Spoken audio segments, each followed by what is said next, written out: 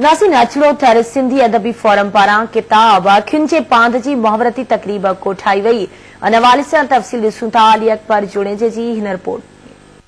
अचड़ो थर सिंधी अदबी फोरम जे तरफ़ां छपायल शाइरीअ जी किताब अखियुनि जे पांध में जी महूरती तकरीब चोटियारियूं में थी गुज़री।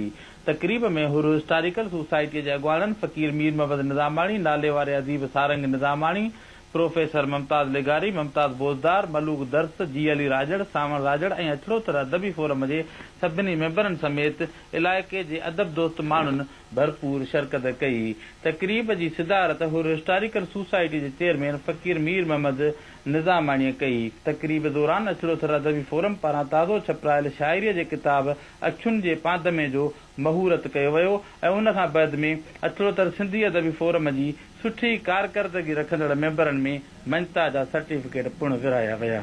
तकरीब खे मीर मोहम्मद निज़ामाणी, मुमताज़ बोज़दार, प्रोफेसर मुमताज़ लेगारी, सावण राजड़, सागर सुल्तान चांजो, मलूक दर्स ऐं ॿियनि ख़िताब कयो।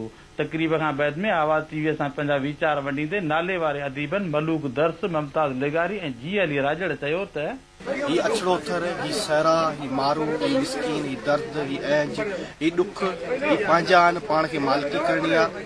सिर्फ़ु ऐं सिर्फ़ु आउं इहो ई चवंदुसि त उन्हनि मीडिया जे दोस्तनि जा थोराइता आहियूं जिन दोस्तनि थर जे लाइ तमामु घणो कमु कयो आहे। फोरम जे इन नंढड़ी कोशिश सां हिन इलाइक़े जे नौजवाननि में हिकिड़े क़िस्म जो जोश ऐं विलविलो पैदा थियो आहे ऐं थींदो, यकीनन थींदो।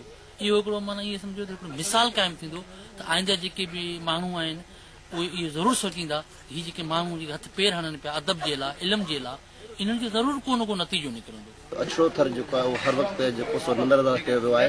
इन जे करे असां इन फोरम जो नालो अचड़ो थर ॾेई करे असां पंहिंजे इलाइक़े खे जेको सो उहो अॻिते आणण में कोशिशि करे रहिया आहियूं। उमेद करियूं था त इंशाअल्लाह असीं असांजे इलाइक़े जा मसइला जेके आहिनि जेको सो लिखत में कानूनी तरीक़े सां हर लिहाज़ खां असीं इन मसइलनि खे उजागर कंदासीं, उन लाइ कोशिशूं वठंदा रहंदासीं। ज़रूरत इन ॻाल्हि जी आहे त अहिड़े क़िस्म जा प्रोग्राम थियणु घुरिजनि ऐं अदबी सरगर्मियूं जारी रहणु खपनि।